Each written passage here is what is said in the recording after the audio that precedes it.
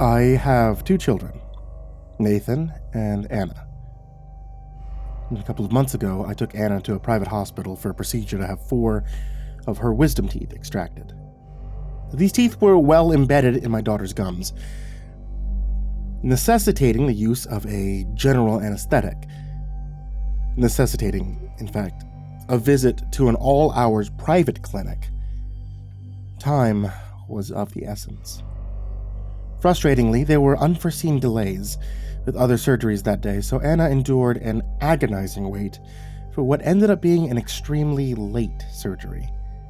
An extremely involved surgery. The extraction of those impacted molars lasted 2 hours all in all, and was rather anxiety-inducing for me too. Now, anybody who's seen the aftermath of such a procedure, in either reality or the YouTube footage of a sadistic parent, knows that it often involves wonky, witty remarks from the recovering patient, and whilst I didn't have a recording phone at the time, I will admit that I was hoping for some bizarre wordplay. But my daughter, instead, she uttered something vile. Before I repeat her confession, here's some context. My husband, Ed, used to go whitewater rafting with our 2 children and his brother, Darren. Some years ago, I'd go with them, but work commitments often clashed. Well, anyway, Ed wasn't a particularly strong swimmer, so I always felt a little uneasy about the idea of him out on such a unforgiving water without me. In late 2022, my worst fear came true. A strong current pulled my husband under, and by the time Darren had recovered his brother's body, Ed had drowned. The following months were unspeakably awful for the entire family, but Anna was affected the most severely. To act even a handful of words out of her became an impossible feat, but that didn't stop Uncle Darren from trying. From helping the family in Ed's absence to survive mentally and physically, it was no surprise to me when Darren offered to accompany us to the hospital for Anna's surgery, and offered to keep Nathan company whilst my daughter underwent the procedure. And around 11 in the evening, when my daughter woke from the anesthesia, all those factors were filling my mind. "Hello, darling," I said softly, using a pinky to hoist Annie's sweaty bangs out of her listless rolling eyes. "How are you feeling?" My daughter's doped-up face observed me absently, but within the teary pools of her wandering eyes, there swam thoughts. Loose, spiraling thoughts of a mind disarrayed, but not disillusioned, and certainly not duplicitous.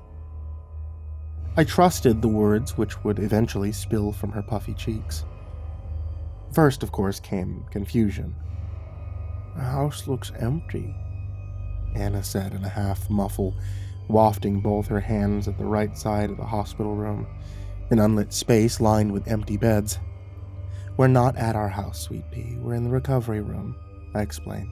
"This is the hospital, remember? But you do have that massive space all to yourself, so I suppose it must seem quite empty." Anna responded incoherently. "Everything's fine. It was a straightforward procedure," I continued. "But you're gonna feel a little out of it once the drugs wear off, honey." "Where's the man?" she added in a low, disoriented moan. I smiled. "Dr. Addis, he's doing the rounds, but Joyce is here. Remember her from earlier?" The young nurse, fiddling with various instruments on a trolley, looked up and beamed. "Hello, Anna. You are being really brave. I'm going to run a few tests now, and I want you to let me know if you feel any pain or sickness, okay? No," Anna interrupted. "The man." "She must miss Dr. Addis," Joyce teased. I looked at the nurse apologetically. "Sorry." The woman grinned widely and shook her head. "Don't be silly, Mrs. Carey. Anna, I'm sure Dr. Addis will be back soon, but The man!" Anna loudly said again. "Nathan didn't see." "Sweetie," I began. Then my daughter's wide eyes shot to me, and she slurred a wretched confession. "Dad didn't fall into the water. He was pushed. Don't tell Mom." He He says he'll kill us if I tell Mom." There followed a silence. Silence which pressed heavily against the skin, weighing both Joyce and me to the floor. The nurse clearly felt something in Anna's words, too, something more than the drug-induced nonsense with which she must have been accustomed. "Where's the man?" my daughter whispered. And I finally understood that she was not talking about Dr. Addis. Uncle Darren and Nathan were sitting in the waiting room. That horrifying thought circled my mind as I processed Anna's claim, a supposedly nonsensical claim. That was what any rational person would believe, or at the very least, want to believe. However, a memory came to the forefront of my mind. Last year, on Christmas Day, Darren made a pass at me. "Gin and hormones, Cynthia," my brother-in-law sheepishly promised after I spurned him. That was all. I chose to accept the explanation, given that our entire family had already been through so much, but my gut never fully settled. Even before my husband's death, something about his brother didn't sit well with me. And my doubt only deepened when Uncle Darren, following Ed's death, forcibly muscled his way into my immediate family and injected himself into the main artery of our lives. Obviously, relatives should be there for a grieving family, but Darren tried time and time again to go above the call of duty. He'd turn up at our home uninvited, unannounced, to take us out for luxurious meals, would incessantly coax the children to letting him sleep over on weekends. Primarily, he achieved this by manipulating Nathan into thinking that it would be cruel for the children's dear uncle to drive home at a late hour. Worst of all, during those untoward sleepovers, I would occasionally hear footsteps echo from the upstairs landing. Would occasionally see a shadow painting the crack between my bedroom door. And from time to time, I would wake in a sweat to find my bedroom door ajar. Once I opened half-sleeping eyes to see a figure sitting on my chair in the corner of the room. I told myself it had simply been a dream. One fever dream of many. But I now know better. "Anna?" I feebly whimpered. "Do you understand what you just told me? Was it true?" My daughter loudly shushed me and tried to lift a finger to her lips, but her dozy limb only half cooperated. "We don't speak about it. He says he'll hear if we speak about it. He's always listening." "Mrs. Carey," the nurse croaked, "should I proceed?" I shook my head, absently boring into Anna's pillow. I don't know what we should do right now. Anna, was this a dream that you had? Please tell me that you had..." "This," my daughter interrupted, showing a scar on her forearm. "This wasn't from the ore, it was from him." My face turned pale as I eyed the faded scar on my daughter's arm. A scar that Darren claimed Anna had acquired from her raft's paddle after it hit a rock, causing a large, jagged splinter of wood to cut into her flesh. I didn't want to imagine what Darren had actually done to my daughter. Things were adding up. As much as I wanted to dismiss Anna's drug-induced story, it made sense. You see, once upon a time, my daughter talked and talked and talked, but she hadn't been that way since her father died. Grief had been the obvious explanation, but that never quite felt right to me. Anna's story told from the hospital bed was the truth. I knew that from the moment she spoke. I saw it in her tearful eyes. She wasn't aware of herself. Wasn't aware that she just confessed a dark secret to her own mother. Mrs. Carey, the nurse continued, still seeming uncertain as to what she should say or do. I'm going to find my son, I said calmly, standing from the bedside chair. Please watch Anna. My daughter's eyes grew as she finally seemed to identify my face. Mom? I seized her hand and squeezed. Everything's okay, sweetie. Just let Joyce look after you, okay? Right, everything's okay, the nurse agreed weakly, as if I said the words for her benefit. I'll do those tests now. I rushed into the corridor and barreled forwards, followed many winding hallways, deserted at that late hour, to find my way back to the waiting area. But I was so lost in thoughts, so lost in the laces of my Converse, that I didn't lift my head until I'd almost stumbled into the new row of blue plastic chairs at the end of the hallway. Mom? Nathan asked, swiveling in his seat to look at me. You all right? You look weird. I'd been too frightened to look ahead. I would have had to plaster a false smile on my face so as to not arouse suspicion from Darren, but there was something far more frightening about seeing my son sitting alone. It was, of course, a blessing to know that I could snatch Nathan's hand and scoot him away without battling or questioning Uncle, but it also terrified me. I mean, after all, Darren had gone somewhere. Back along the corridors, which seemed to stretch farther than before, I was ready to tear my daughter out of her bed regardless of the nurse's advice. Mom, slow down, Nathan pleaded, attempting to wriggle out of my handhold as we rushed towards Anna's room. Sorry, Nathan, I panted as I shoved the door open, but I didn't finish that thought. The recovery room was alarmingly quiet. Anna's segment, semi-partitioned from the rest of the space by a thick curtain of green fabric, was the only lit section of the large area. Above her bed, a solitary fluorescent light hummed loudly, the only sound in the room. I rushed towards my unattended daughter and cried, "Where's Joyce?"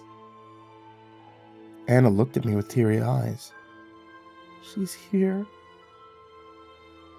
Rather than unpacking that remark, I pulled the duvet off my half-conscious daughter's robed body. We're going home now, Anna. Come on, Nathan and I will help. My son slipped Anna's limp arm around his neck, and I ran around to the left side of the bed. But before I reached my daughter, I slipped, trainer sole squeaking unbearably on the tiles below. Fortunately, my hand reflectively reached out and gripped onto the green curtain for security. However, I knew I shouldn't look down. And when I did, I wished I hadn't.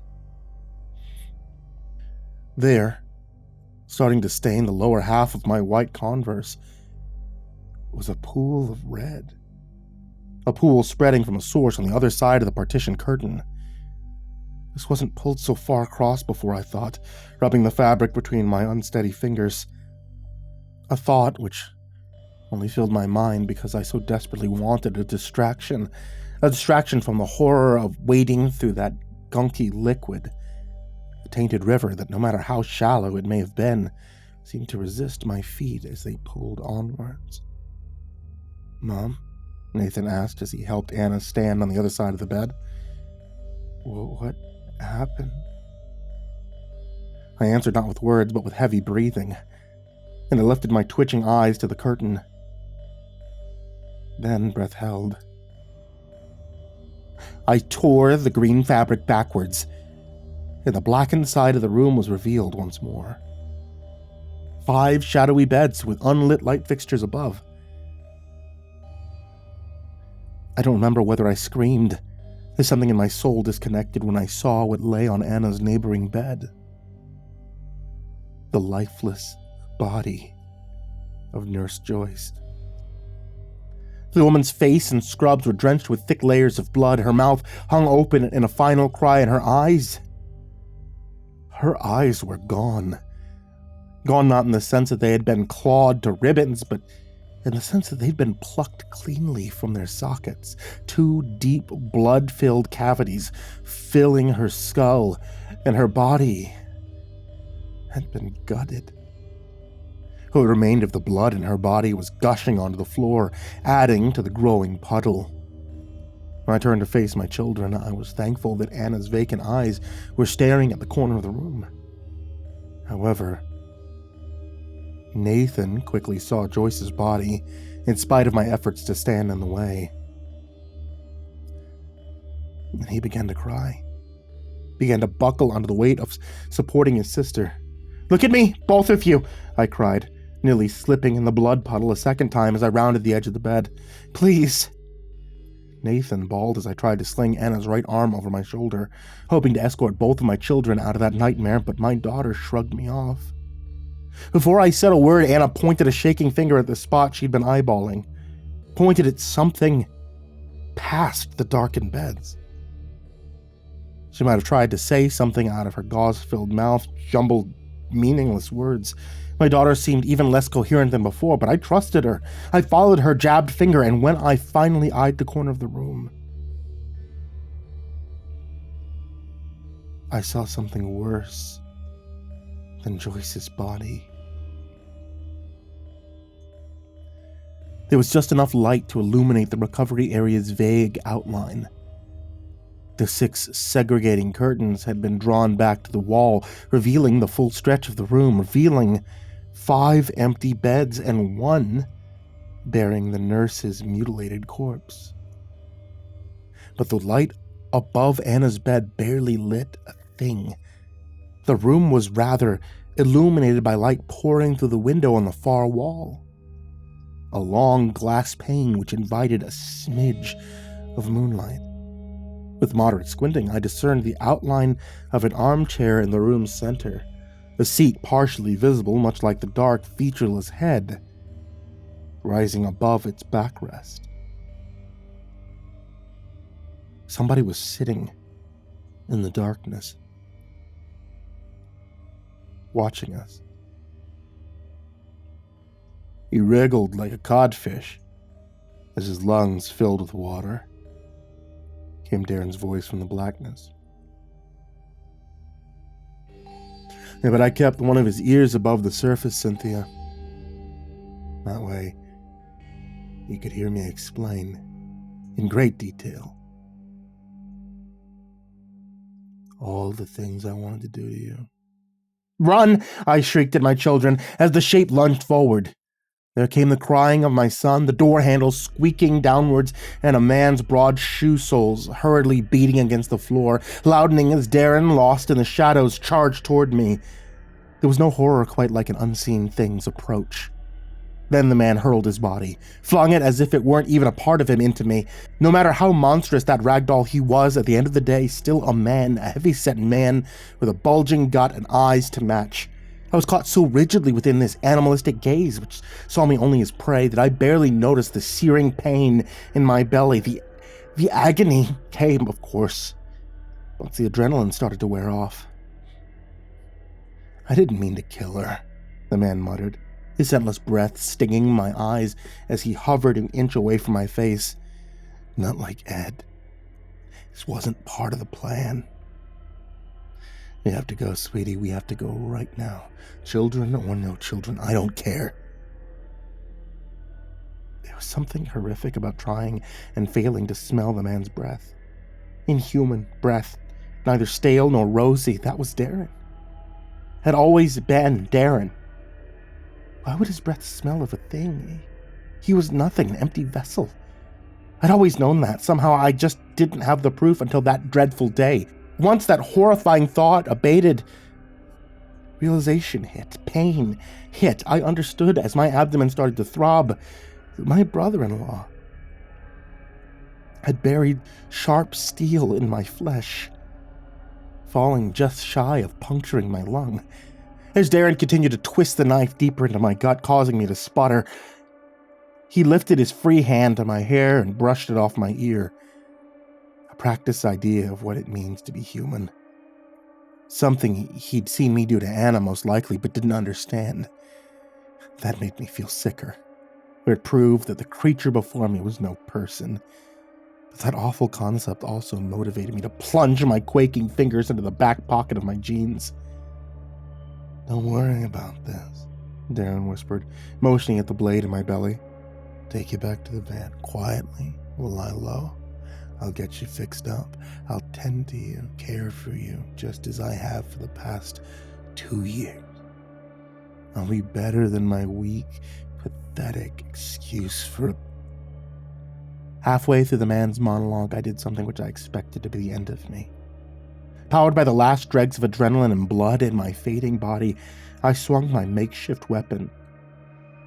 A set of keys wielded between my two middle fingers, and I didn't choose a non-fatal mark. I intended to put the monster down. When the keys met Darren's jugular, his flapping lips froze mid-sentence. And then my husband's killer released the fingers gripping the knife, which stayed firmly in my gut. And he moved that hand towards his bleeding neck, tried to cover the wound as he stumbled backwards and spat droplets of blood in lieu of words. I moved with his body as he pulled away, fearing what would happen if I were to lose that opportunity. I repeatedly thrust those brass blades into his throat, intending to inflict as much damage as possible, intending to stop Darren from ever hurting my family again. I didn't want him to rot in prison, as I knew I would forever live in terror of him escaping, finding us. The next time, he wouldn't have kept me alive as some plaything. He would have sought revenge. He would have ended me, and I know that. Moreover, I wanted Darren to drown, as my dear Ed had drowned.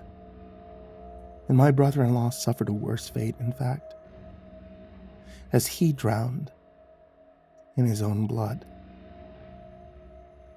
That's how they explained it to me. They say his airways filled with it. Hardly surprising, given that I stabbed the man 46 times. That his neck, a mangled, mushy mound of skin and blood. Darren was pronounced dead by emergency responders. Dr. Addis had dialed 911 when my children found him in a nearby corridor and explained the situation. Addis did, of course, immediately rush to Darren's aid. Such was his oath. That was why I ensured that there would be no salvaging my brother-in-law. To let him live would have been a nightmare. Even dead, the man haunts me. And I'll always hear as I lie in my room at night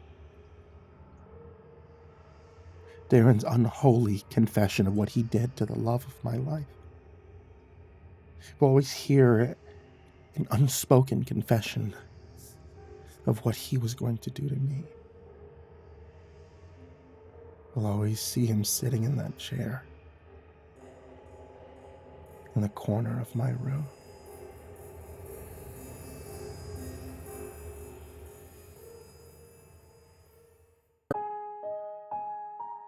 Hey there kids, it's me, MrCreepyPasta, and I just wanted to tell you thank you so much for watching tonight's video or for listening to tonight's episode of the podcast. And as always, I want to give a very big thank you to everybody who supports me over at Patreon. That's patreon.com/MrCreepyPasta. I cannot thank you guys enough. You guys have been there when I'm struggling like I have over the past year, and it sincerely helps me stay alive. So thank you guys so much for being supporters. That goes for everybody who was down in the description, as well as AcidSystem, BallarmsTheRat, Blake Rattler, Brandon Mendoza, Brenna, BrimstonePandemonium, Caltuna, Chainsmoker Dealer, ChicagoHitman, CoryxKenshin, Cronut508, CrusaderChocobo, CursepoxPrimarch, Dakota Best, Daniel Poulsen, Dante Kinkade, Diana Kraus, Ellie Hutmire, Enchanted Buns, Estebean, Gemma Halsey, HIDive's nephew, himbojerry, Hourminsec's Jay Keems, Jed is Pet, Jordan Humble, King Crab, Mr. Marcus Blitz, Old Penguin, Peaceful Buddha, Psychomel, Red Shadowcat, Remember the Sun, Rinku Star, Salty Surprise, Samara Line, Seclude, Simba's Bloody Mojo, Sky Harbor, Smiley the Psychotic, Sullyman, Tally Sue, the Chavez Brothers. Thank you so much. And honestly, thank you to everybody, even those guys that are in there for just $1. It really helps me out. Once again, that's patreon.com/MrCreepyPasta. Or if you guys like to just listen, honestly, that helps me out a lot too. Thank you guys so much for being here. Thank you for listening. Thank you for watching. And sweet dreams.